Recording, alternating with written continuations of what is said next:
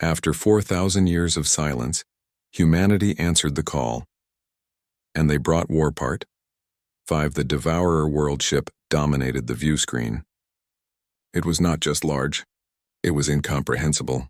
A sphere the size of a small planet, its surface crawling with construction machinery. Manufacturing facilities covered every square kilometer, producing new Devourer ships that launched continuously into space. How many ships are defending it? Captain Deho asked. Lieutenant Hyun's voice was steady despite the impossible odds. Sensor count is unreliable. At least 15,000 confirmed. Possibly twice that number. 15,000 against 300. The mathematics of extinction. General Soman studied the tactical display from her command chair on the Judgment. Every ship in the fleet was marked. Every potential firing solution calculated. Every sacrifice planned. Commander Yuna, you have identified the world ship's core. Yuna's face appeared on screen from the silent fang. Confirmed. Center of the sphere, we must breach the outer shell, penetrate 17 kilometers of internal structure and reach the central reactor. Once there, quantum charges will trigger a cascade reaction. How large will the explosion be? The world ship will become a black hole for approximately 4 seconds before collapsing. Everything within 10,000 kilometers will be consumed. There will be no escape for the detonation team. Silence fell across the command channel. Everyone understood. This was a one-way mission. I will lead the ground team, announced Sergeant Mina. She commanded Earth's elite assault forces, 50 soldiers trained for impossible operations. We volunteered for this. All of us. General Samin wanted to argue to find another way. But 4,000 years of military history taught humanity a hard lesson. Some battles required sacrifice. Some victories demanded blood. Approved, Soman said quietly. May your aim be true, Sergeant. The fleet began its approach. Admiral Siok divided forces into 3 waves. The first would break through the Devourer perimeter. The second would provide covering fire for the assault shuttles.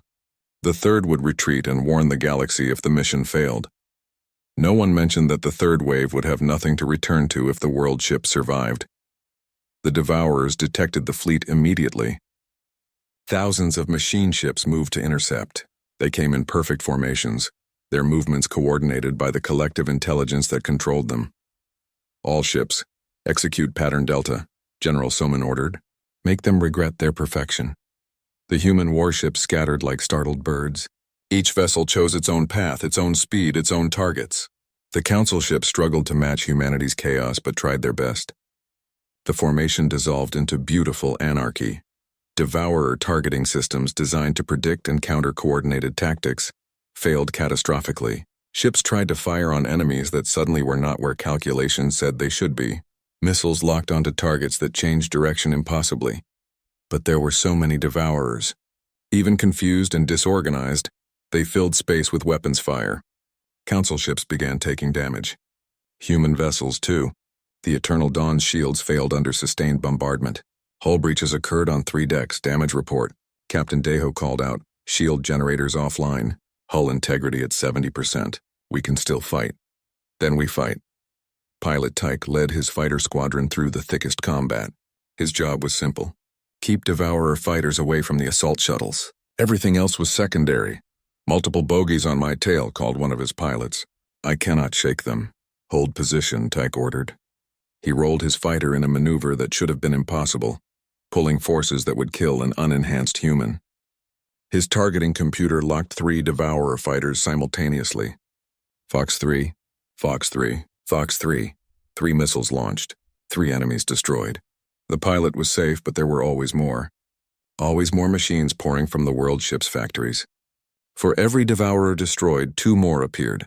Dr. Hana worked frantically in the medical bay as casualties mounted. Burns from energy weapons, injuries from explosive decompression, trauma from ship-to-ship collisions. She treated them all with equal dedication. A council engineer lay on her table, 3 of his 6 limbs severed. He should have been dead. Would have been dead if Dr. Hana had not gotten to him in seconds. You will survive, she told him, not knowing if he could understand through shock and pain. You will go home. You will see your family again. She made it true through sheer will and skill. The first wave of attacking ships reached the world ship's outer shell. Engineer Junho had designed special weapons for this moment. Breaching charges that existed partially outside normal spacetime. allowing them to phase through armor before detonating. Firing, reported the weapons officer on the judgment. Massive explosions bloomed across the world ship's surface. Armor melted, internal structures collapsed. Gaps appeared in the otherwise impenetrable shell. "Assault shuttles, you are clear for approach," General Soman transmitted. "Good luck." 5 shuttles launched from the Eternal Dawn's hangar. Each carried 10 soldiers. 50 warriors racing toward their deaths. Sergeant Mina rode in the lead shuttle, reviewing the mission parameters one final time. "Remember your training," she told her soldiers. "We get in, plant the charges, and activate the timer. 30 minutes to reach the core. 30 minutes to complete the mission, then—" She did not finish. Everyone knew what came then. The shuttles dodged through the battle, their pilots flying with desperate skill. Devourer point defense targeted them relentlessly. 2 shuttles were destroyed before reaching the world ship. 20 soldiers gone in flashes of light. The 3 surviving shuttles pierced the outer shell and disappeared inside. Sergeant Mina and her 30 remaining soldiers were on their own now. Commander Yuna had mapped the world ship's interior based on sensor scans. But maps meant nothing when reality was a maze of twisted machinery and hostile defense systems. Devourer robots emerged from walls, floors, ceilings. "Each step forward cost blood. Contact front," shouted one soldier. His weapon cut down 3 machines before they could fire. "Corridor clear!" "Keep moving," Mina ordered. "We do not have time for extended engagements." But the Devourers kept coming. The world ship's intelligence recognized the threat, knew these organic beings carried something dangerous, committed increasing resources to stop them. 10 soldiers remained when they reached the first checkpoint. 20 remained when they passed the second. Sergeant Mina did not let herself think about the casualties. Not yet. Not until the mission was complete. Outside, the space battle reached desperate intensity. Half the Council fleet was gone. Human ships were battered but still fighting. General Soman watched ship markers disappear from her tactical display, each one representing hundreds of lives. "General, our losses are unsustainable," reported Lieutenant Hyun. "At current attrition rates, we will lose fleet cohesion within 20 minutes. "Then the ground team better work fast," Soman replied. She opened a channel to all remaining ships. "All vessels, maximum effort. Do not let a single Devourer reach those shuttles. Whatever it costs," the fleet responded. Ships that should have retreated pressed forward. Damaged vessels rammed Devourer cruisers. Fighter pilots made suicide runs against machine carriers. Counselor Therix's flagship took critical damage. His bridge was venting atmosphere, his crew dying. But he remained at his post, directing fire until the last moment. "It has been an honor," he transmitted to the fleet before his ship exploded. "Tell my people I fought well." His sacrifice bought the ground team 3 more minutes. Inside the world ship, Sergeant Mina's team finally reached the core chamber. It was vast, a cathedral of machinery with the central reactor pulsing at its heart. Energy readings were off the scale. The reactor powered everything: the factories, the weapons, the Devourer collective intelligence. Only 5 soldiers remained. Mina, 4 others, 5 beings against a world. "Plant the charges," Mina ordered. "Set the timer for 10 minutes. That gives us time to—" "Sergeant," one soldier interrupted. "The timer mechanism is damaged. Must have taken a hit during the fighting. We need manual detonation." Everyone understood immediately.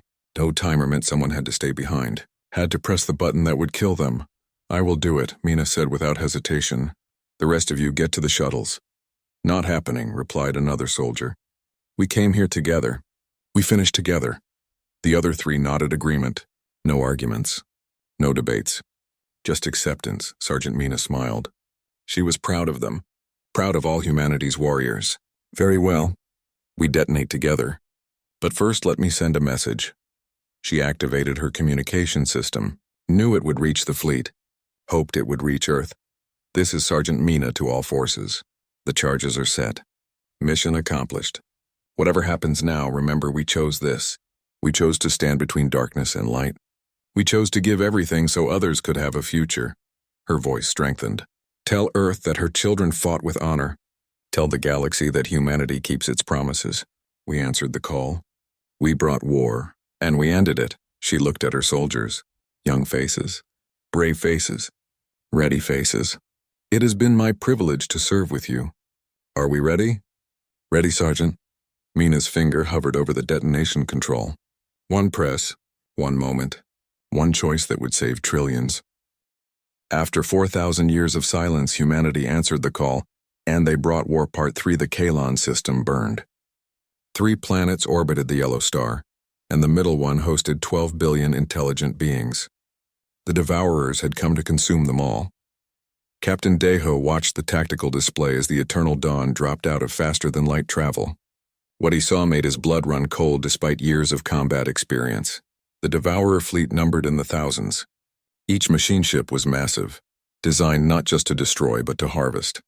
They would strip the planet of all biological material, converting living beings into fuel for their endless expansion.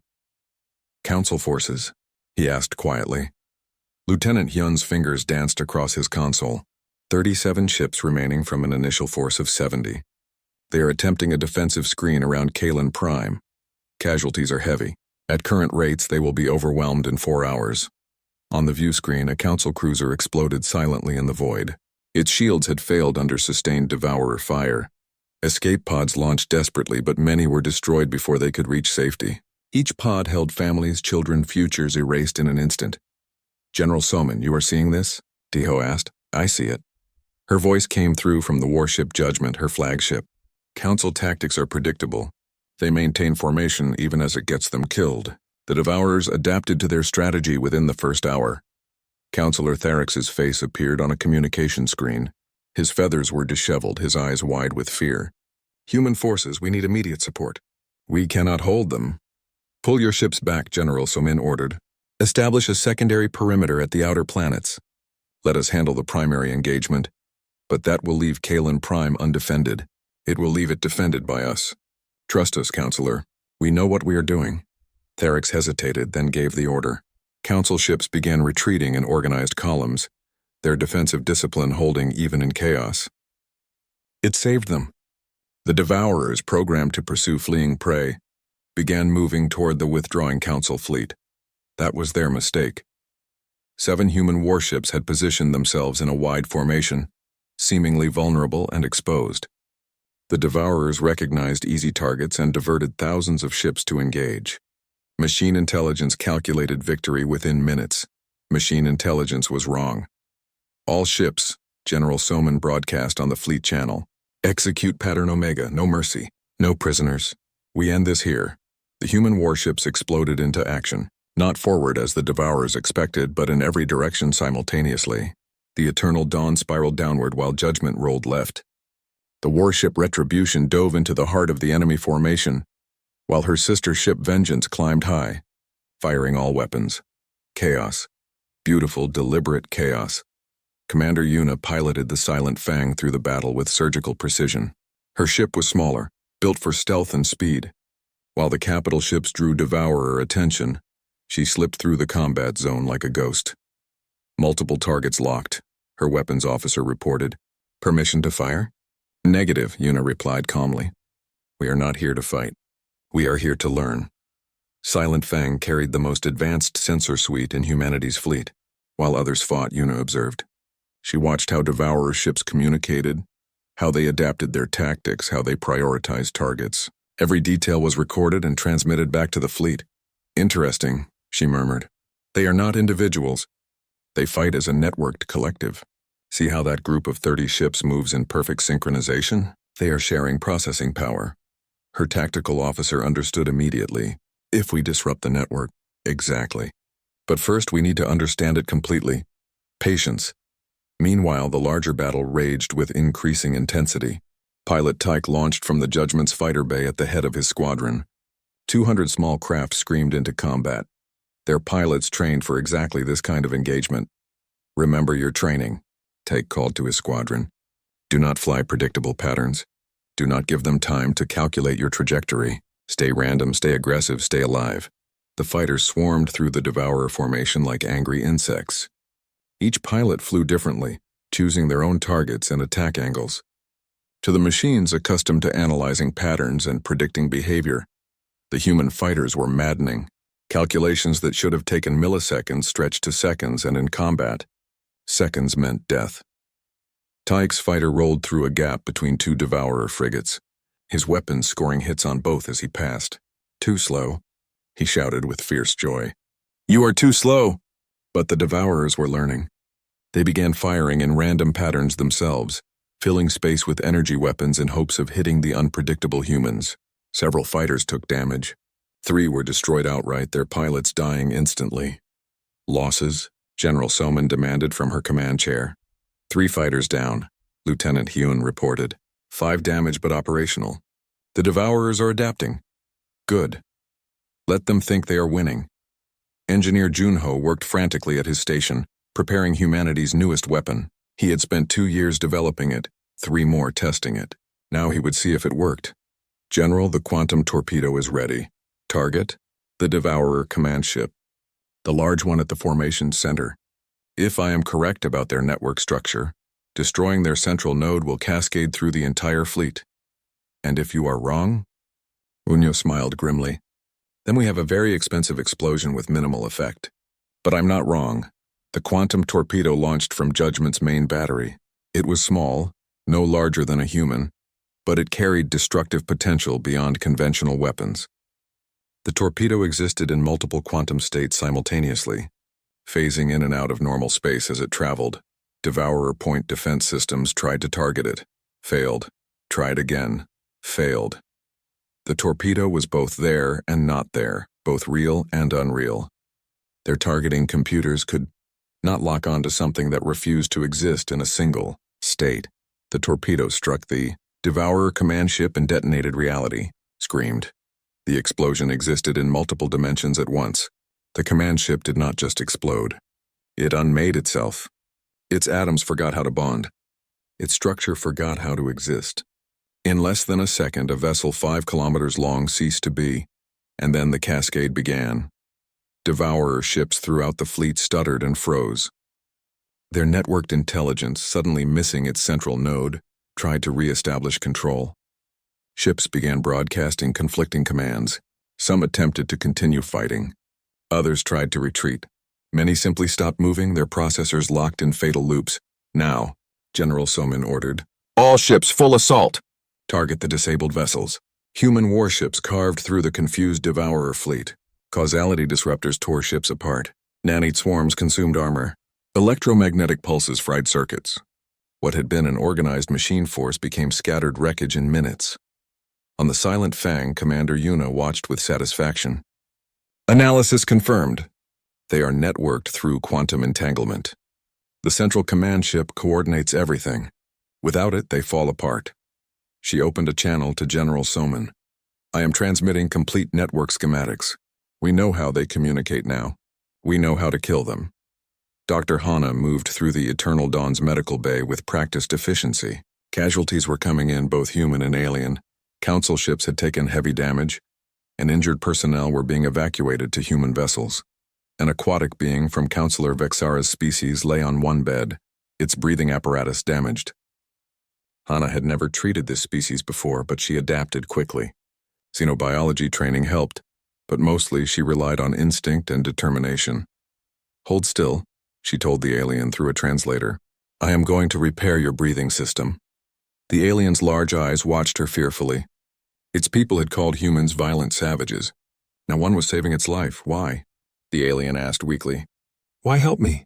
"Your species does not know mine." Hana looked up from her work, surprised by the question. "Because you need help. That is reason enough." She returned to her repairs, not realizing how profoundly her simple answer affected the alien patient. The battle turned into a rout. Thousands of Devourer ships lay dead in space.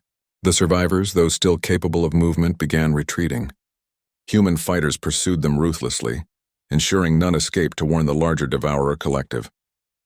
Counselor Therix watched from his command ship in stunned disbelief. His fleet had been losing moments from total defeat. Now the enemy was fleeing, destroyed by these strange warriors from a silent world. "How?" he whispered. "How did they do this?"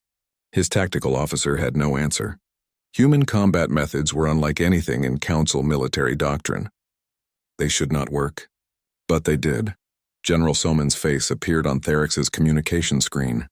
"Counselor HFY is secure. Devourer forces have been neutralized. Your people are safe. At what cost?" Therix asked. "How many did you lose?" 14 fighters destroyed. 2 capital ships damaged but repairable. Approximately 300 casualties, 42 fatal. Soman delivered the numbers without emotion. Acceptable losses for a battle this size. After 4,000 years of silence, humanity answered the call, and they brought war part 4. The council chamber had never felt so heavy. 3 weeks had passed since the victory at HFY, and the celebration had faded into grim reality. Long-range sensors continued tracking the massive energy signature at the galaxy's edge. Whatever the Devourers were building grew larger each day. President Bora's hologram materialized at the center of the chamber. She led Earth's unified government and rarely left the homeworld. Her appearance meant the situation was serious. Counselors, she began without preamble, we need to discuss the future, not just of this war, but of what comes after. Counselor Draxus shifted his reptilian bulk. Surely victory should be our only focus. Victory is meaningless without a plan for peace, Bora replied. Earth learned this lesson repeatedly. We won wars only to lose the peace that followed. I will not allow that mistake to be repeated on a galactic scale. Ambassador G1 stood beside the president's hologram. Since the battle, her relationship with the council had grown complicated. Some species saw humanity as saviors, others viewed them with increasing suspicion. The council must decide humanity's place in this galaxy, G1 stated clearly. We have proven our worth in combat, but we want more than to be your hired soldiers. We want true membership, true equality. Counselor Vixara's aquatic form pulsed with agitation. Your violence saved us at HFY, but violence is like poison. Useful in small doses, deadly in excess. How can we trust you will not turn your weapons against us when the Devourers are gone? How can we trust you will not cast us aside when you no longer need us? Captain Deho countered. He attended the session in full dress uniform, medals gleaming. Trust works both ways, Counselor. The philosophical divide remained as wide as ever. The Council wanted humanity's strength without humanity's influence. Earth wanted recognition without subordination. Neither side would compromise easily. Historian Nari presented her findings from the Council archives. What she revealed shocked many delegates, though humanity's leadership had known for weeks. The Council detected the Devourers 300 years ago, Nari explained, displaying classified documents on the chamber screens. Early warning systems identified machine activity at the galaxy's edge. Multiple species proposed preemptive action. All proposals were rejected. Counselor Therix's feathers ruffled defensively. We believed peaceful coexistence was possible with any intelligence, machine or organic. You believed a philosophy over evidence, Nari replied coldly. The Devourers showed no signs of communication or negotiation. They simply consumed, yet you maintained your pacifist stance while independent worlds died. She displayed casualty statistics, hundreds of species extinct, billions dead, all while the Council debated and delayed. You only called for Earth's help when your own core worlds were threatened, Nari continued. When it became your children dying instead of strangers on distant colonies. That is not pacifism, counselors. That is cowardice. The chamber erupted. Some delegates shouted in anger. Others sat in shamefaced silence.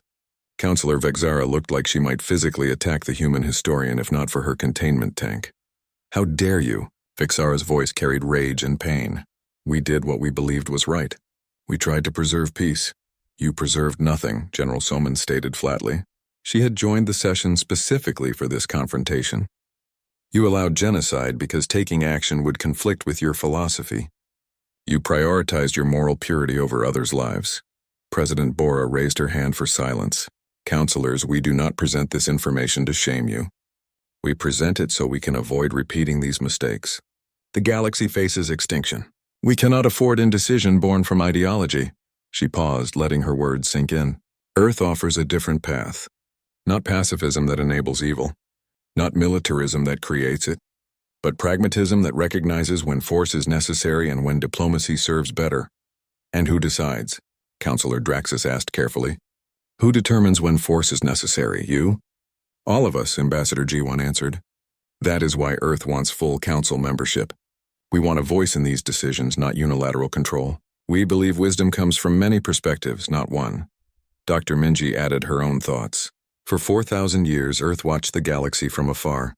We studied your cultures, your philosophies, your conflicts. We saw beauty and wisdom in your peaceful ideals. But we also saw the danger in applying those ideals absolutely. She gestured to the tactical displays showing the devourer threat. The universe does not care about our philosophies. It simply is. Survival requires adapting to reality, not demanding reality adapt to us. The debate continued for hours. Some council members supported full human integration. Others wanted humanity kept at arm's length, useful for war but excluded from governance. A third faction, led by Councillor Vexara, proposed that humanity should leave entirely once the devourers were defeated. Lieutenant Hune monitored the discussions from a side chamber. His tactical training made him sensitive to political currents. What he saw worried him. The council is fracturing, he reported to Captain Deho. At least 15 species are aligning with Vexara's separatist position. If they break away, the alliance could collapse. What do you recommend? Demonstrate value beyond military power. Show them we offer more than just violence. Deho considered this. Set up cultural exchanges. Let their people meet ours. Fear fades with familiarity. Engineer Junho proposed sharing some human technology with council species. Not weapons, but infrastructure. Faster communication systems. More efficient power generation. Medical advances that could save millions. We have held back these technologies, Junho explained to the council's science committee. Not from selfishness, but from caution. We did not know if you would misuse them. But we see now that most of you genuinely want peace. Let us help you build a better galaxy. The gesture surprised many. Some council scientists wept openly at the gifts being offered. Technology that would have taken their species centuries to develop, handed over freely. But Councillor Vexara remained unconvinced. She met privately with her separatist allies planning their response. Humanity's generosity is a trap, she argued. They give us technology to make us dependent. They save us from the devourers to make us indebted. This is how conquerors work. First they become necessary, then they become inevitable. Councillor Thane, the insectoid who had initially questioned humanity, disagreed.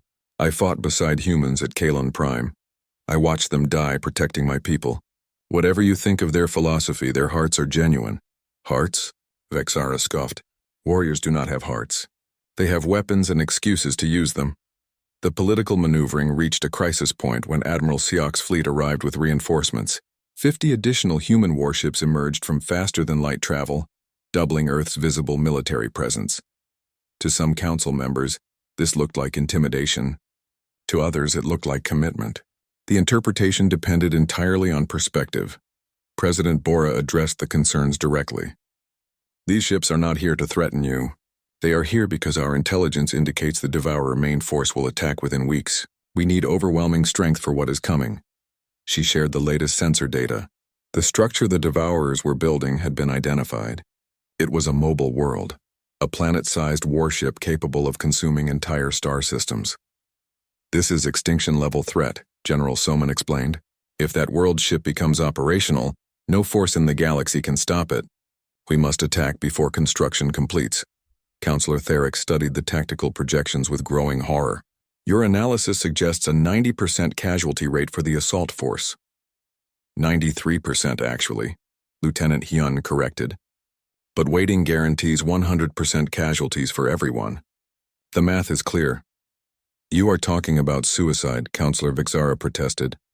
We are talking about necessary sacrifice, Captain Deho replied. Humanity did not come here to die. But we came here to win. Sometimes those objectives conflict. The Council faced its moment of truth. Support humanity's desperate assault and risk everything, or delay and hope for a better option that might never come. Dr. Hana treated a young Council diplomat who had suffered a breakdown from the stress. The patient was barely older than a human teenager, overwhelmed by decisions no one should have to make. How do you handle it? The young alien asked. How do humans cope with such terrible choices? Hana thought about Earth's history. All the times humanity had faced extinction and somehow survived. We remember why we fight. Not abstractions like honor or duty. We fight for specific people, families, friends, the person sitting next to us who we do not want to lose. She gestured to the window showing Terminus Prime below. Billions of beings live on that world and countless others, each one unique, irreplaceable. We fight so they can keep living. That is enough reason to face any horror. The young diplomat returned to the council chamber with new resolve. Others had similar conversations with human personnel. Slowly, perspective shifted. Councillor Thane called for a vote, full human membership in the council, with equal representation and voice, support for the assault on the Devourer world ship. After 4,000 years of silence, humanity answered the call, and they brought Warpart. The great station orbited peacefully above Terminus Prime, a neutral world where no species claimed dominance.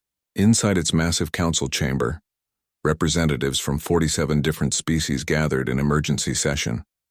The air hummed with translation devices, converting thousands of languages into meaning. Some delegates breathed oxygen, others methane. Some stood on legs, others floated in containment fields. But today they all shared one concern. Councillor Theric spread his feathered wings, his avian features sharp with worry. We have sent 12,000 messages over 4,000 years. Every signal unanswered, every attempt at contact ignored. His voice carried the weight of centuries of failure. The Devourers have consumed 19 worlds in the past solar cycle alone. Billions dead. We are running out of time and options. Around the circular chamber, holographic displays showed the devastation. Worlds reduced to lifeless rocks, cities turned to ash. The Devourers were machines, unstoppable and without mercy. They consumed everything organic, converting biomass into fuel for their expansion. No one knew where they came from or why they killed. They simply destroyed. Councillor Vexara's aquatic form rippled in her containment tank. Her species believed in peace above all else. Perhaps we should try negotiation again. Surely these machines have some logical purpose we can understand. They have a purpose, Tharix replied coldly. Extermination. They have ignored every diplomatic overture. They do not negotiate. They only consume. The debate had raged for months. The Galactic Council had exhausted every option except one. The species no one had ever met. The silent world that ignored every call. Earth. 4,000 years ago, a deep space probe had detected signs of industrial civilization on a blue planet orbiting a yellow star. The Council had celebrated the discovery of another intelligent species. They sent greetings in mathematics, physics, and universal constants. They offered friendship, trade, and knowledge. Earth never responded. Year after year, message after message went unanswered. Some council members theorized the humans had destroyed themselves in nuclear war. Others believed they were too primitive to receive the signals. A few suggested humans simply did not want contact. Eventually, Earth became a mystery, then a footnote, then nearly forgotten. Until now. We have no choice, declared Councillor Draxus, his reptilian scales glinting under the chamber lights. We must try one final time. If these humans still exist, if they possess any technology or resources, we need them. The Devourers will not stop. They will consume every world, every species until nothing remains. The vote was unanimous. One final message to Earth. Not an offer of friendship this time, but a desperate plea. A cry for help from species facing extinction. 3 weeks later, the transmission was sent. Every available transmitter on the Council's network focused on that distant yellow star. The message was simple and direct. We are dying. Please help us. Then they waited. The response came faster than anyone expected. After 4,000 years of silence, Earth answered within days. The message was brief. We heard you. We are coming. The council chamber erupted in celebration. Finally contact. Finally hope. Preparations began immediately to welcome humanity to the galactic community. Diplomatic quarters were prepared. Translation protocols were established. Cultural exchange programs were planned.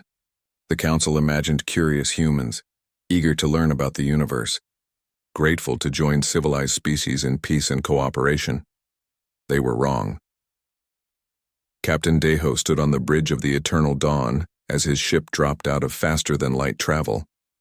Around him, 6 other massive vessels appeared, tearing holes in space-time itself. The warships were dark gray, their hulls marked with scars and symbols from Earth's violent history. Each vessel bristled with weapons that most council species would not recognize. Technology built not for exploration, but for war.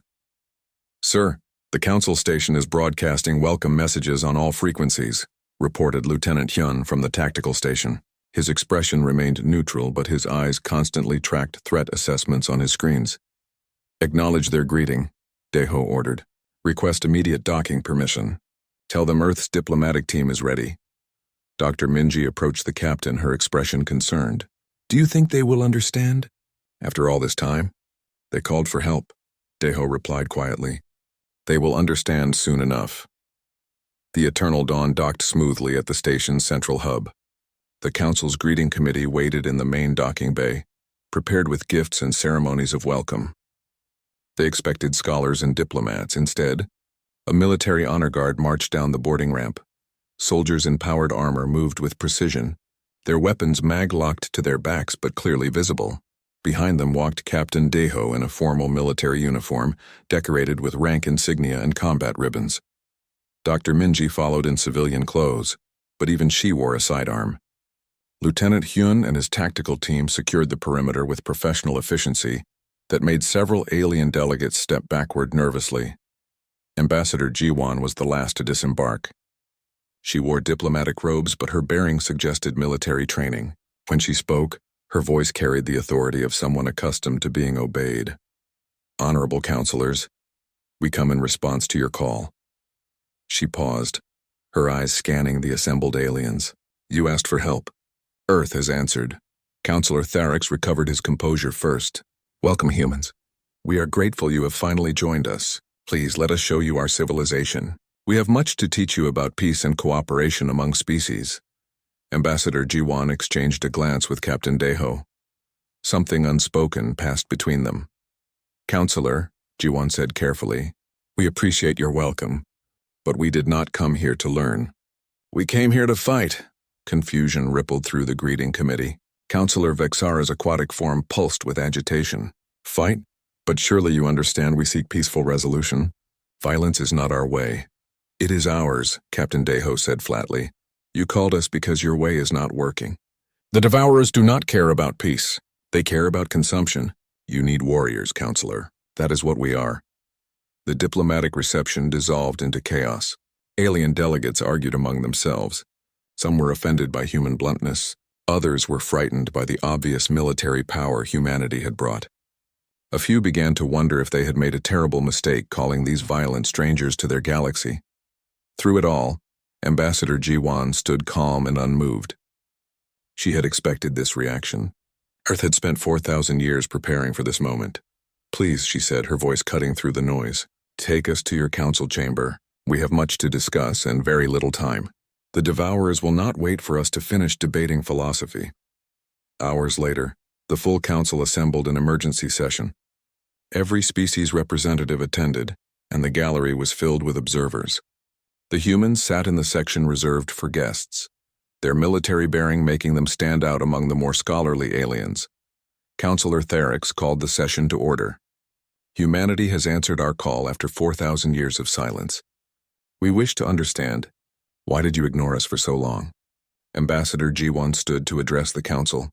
Behind her, images from Earth's history began displaying on the chamber's screens. 4,000 years ago, we received your first message. We were excited, terrified, and completely unprepared.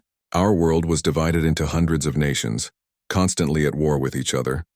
We had just discovered nuclear weapons and nearly destroyed ourselves. When we learned we were not alone in the universe, we faced a choice.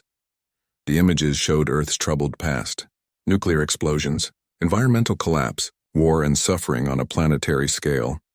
We could rush out to meet you, weak and divided and vulnerable, or we could remain silent until we were ready, until we could stand as equals, not as children seeking protection. More images appeared, humanity's slow, painful unification, the construction of massive shipyards in space, the development of weapons and defenses. We assumed the universe would be dangerous, that other species might seek to conquer or enslave us. So we prepared. We spent 4,000 years becoming stronger, becoming united, becoming capable of defending ourselves. Counselor Vexara's voice trembled with emotion. But we meant you no harm. We offered only friendship. We did not know that, Jiwon replied gently, and we could not risk our entire species on assumptions. So we watched. We listened to your transmissions. We learned your languages and studied your cultures. And we built weapons that could protect us if you proved hostile. And now? Tharix asked. What do you want from us? Captain Deho stood beside the ambassador. You called for help against an enemy you cannot defeat. We answered because helping those in need is the right thing to do. But make no mistake, counselor, we did not come here as supplicants or students. We came as equals, as warriors ready to fight your war. He gestured to the tactical displays showing the Devourer advance. You need us, and whether you like our methods or not, we are your best chance for survival. After 4,000 years of silence, humanity answered the call, and they brought War Part 2. The council chamber buzzed with nervous energy as General Soman took the floor. Unlike Ambassador Jiwan's diplomatic robes or Captain Deho's formal uniform, Soman wore battle armor marked with burns and scratches from real combat. Her presence commanded immediate attention. Thank you for sharing your intelligence on the Devourers, she began, her voice carrying authority earned through experience.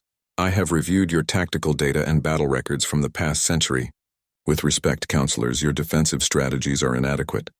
Counselor Therix ruffled his feathers indignantly. Our forces have held the Devourers at bay for generations. We have preserved countless lives through careful defensive planning. You have delayed the inevitable, Soman corrected bluntly. Every engagement ends in your retreat. Every battle costs you ships and territory. The Devourers adapt to your tactics within hours. At your current rate of attrition, the Council will fall within 20 solar cycles. The harsh assessment created an uncomfortable silence. No one wanted to hear the truth spoken so plainly, but the numbers did not lie. Dr. Minji stepped forward, softening her general's directness. What General Soman means is that we approach warfare differently. May we demonstrate? Counselor Vixara's aquatic form rippled with concern. Demonstrate? Surely you do not mean actual combat. Just a simulation, Minji assured her. We have prepared a tactical scenario using your own data. We want to show you how Earth would handle a Devourer attack. The Council's holographic display shifted, showing a planetary system under siege. Devourer ships swarmed around a populated world while Council forces tried to mount a defense. It was a recreation of an actual battle that had occurred 6 months earlier. The Council had lost. This is the Battle of Kellar 4, Therix noted grimly. We saved 60% of the civilian population before evacuation. It was considered a successful operation given the circumstances. You abandoned 40% to die, Lieutenant Hyun stated from his tactical station. He had no malice in his voice, only cold assessment. You prioritized retreat over victory. Watch what happens when the objective is not evacuation, but elimination. The simulation reset. This time, human warships replaced the Council forces. The Eternal Dawn and her sister ships moved with aggressive precision, diving directly into the Devourer swarm, rather than maintaining defensive formations. The alien delegates watched in horror and fascination as human fighters weaved through enemy fire with reckless abandon. Instead of shield walls and coordinated volleys, humanity employed chaos. Ships fought independently using unpredictable attack patterns that made them nearly impossible to target. Then came the weapons. What are those? Draxus demanded, pointing at strange distortions appearing near Devourer vessels. Causality disruptors, Engineer Junho explained proudly. He was young for such an important position, but his expertise was undeniable. They create localized temporal anomalies. Essentially, we make parts of the enemy ship exist in different time frames simultaneously. The resulting stress tears them apart. A Devourer cruiser in the simulation twisted impossibly, its structure fragmenting as past and future versions of itself tried to occupy the same space. The effect was devastating and deeply unsettling. That is, Vixara struggled for words. That should not be possible. You are violating fundamental laws of physics. We are exploiting them, Junho corrected gently. Physics is not a set of rules to follow. It is a set of tools to use. 4,000 years of focused research teaches you interesting things. The simulation continued. Human ships deployed weapons the Council had never imagined. Nanite swarms that consumed enemy armor from within, quantum torpedoes that existed in multiple states until impact, electromagnetic pulses that fried Devourer processors across entire sectors. How? Therix whispered. How did you develop such technology? Ambassador Jiwan answered. Because we knew we would need it. When we first learned of other species, we assumed the worst. We imagined invasion, conquest, enslavement. So we built weapons to fight enemies we had never met. We prepared for galactic war. But we are not your enemies, Vixara protested. Your paranoia was unfounded, was it? General Soman challenged. You face extinction from the Devourers. Your peaceful philosophy left you defenseless against a threat you refused to acknowledge until it was almost too late. Our paranoia, as you call it, might be the only thing that saves you. The simulation ended with complete human victory. Every Devourer ship destroyed. The planet saved. 0 civilian casualties. It was a perfect operation, something the Council had never achieved. This is theoretical, Therix argued weakly. Real combat is not so clean. You are correct, Somin agreed. Real combat will be harder. But the principles remain. Aggression over defense. Adaptation over doctrine. Victory over survival. Councillor Thane, an insectoid delegate who had remained quiet until now, clicked his mandibles thoughtfully. Your methods are effective, but they require a mindset we do not possess. We are not warriors by nature. We were not either once, Dr. Minji said softly. 4,000 years ago, humanity stood where you stand now. Divided, frightened, and unprepared for the universe's dangers. But we learned. We adapted. We became what we needed to be. She activated another display, this one showing Earth's history. The images were painful to watch. Wars that killed millions. Environmental disasters that nearly rendered the planet uninhabitable. Diseases and famines and suffering beyond measure. We almost destroyed ourselves 100 times over, Minji continued. Nuclear war. Climate collapse. Artificial intelligence run amok. Every possible catastrophe we experienced. And each time we survived, we learned. We grew stronger. The images shifted to show humanity's transformation. Nations dissolving into a unified world government. Resources pooled for space exploration and defense. Technology advancing at exponential rates. We chose to remain silent because we knew the universe would test us. We knew that first contact could be our last contact if we were not ready. So we became ready. Captain Deho added his own perspective. Every human child learns our history. We teach them about our mistakes, our failures, our near extinctions. We do this so they understand the cost of weakness. So they appreciate the strength we built together. That sounds like militaristic indoctrination, Vixara accused.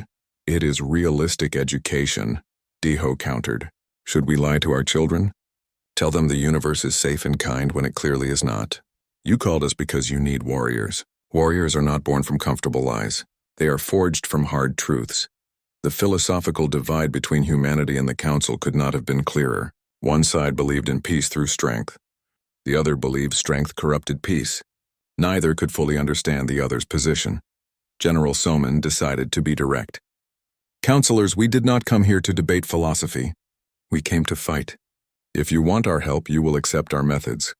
If our violence offends you, then say so now and we will leave. The Devourers will eventually reach Earth anyway. We can wait and face them on our own terms. The threat was subtle but clear. Humanity did not need the Council. The Council needed humanity. Counselor Draxus broke the tense silence. How many ships do you have? 7 warships, no matter how advanced, cannot defeat the entire Devourer fleet. Admiral Siak's hologram materialized in the chamber. He commanded humanity's 2nd fleet, currently holding position at the edge of Council space. 7 warships here, Counselor. But Earth maintains a standing fleet of 200 capital ships, plus support vessels and fighter wings. We also have manufacturing facilities that can produce new ships at a rate you would find impressive. The numbers stunned the Council. In 4,000 years, humanity had built a military force that rivaled the combined strength of all 47 Council species. 200 ships, Therix repeated slowly. You built 200 warships while the rest of the galaxy pursued peace. Yes, Siak confirmed. Though I should mention, these are just the ships in active service. We have reserves. He did not elaborate on how many reserves. The mystery made his statement even more intimidating. What do you want in return? Counselor Vixara asked, her voice heavy with resignation. What is the price for your protection? Ambassador Jiwan presented Earth's terms formally. First, full membership in the Galactic Council with equal representation. We will not be junior partners or probationary members. Second, free access to galactic trade networks, knowledge databases, and cultural exchange programs. We wish to learn from you as much as fight for you. She paused, making sure every delegate understood the next requirement. Third, military autonomy. Human forces will coordinate with Council fleets, but we maintain independent command. We will not allow our soldiers to die following tactical doctrines we know to be flawed. And finally, Draxus prompted honesty, Jiwan said simply. We want complete access to your historical records. We want to understand how the galaxy reached this point, how the Devourers became such a threat, why no one stopped them earlier. Theric shifted uncomfortably. Some historical records are classified for diplomatic reasons.